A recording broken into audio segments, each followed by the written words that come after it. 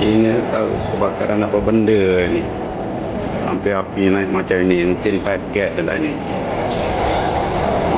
Berat dari bawah ni.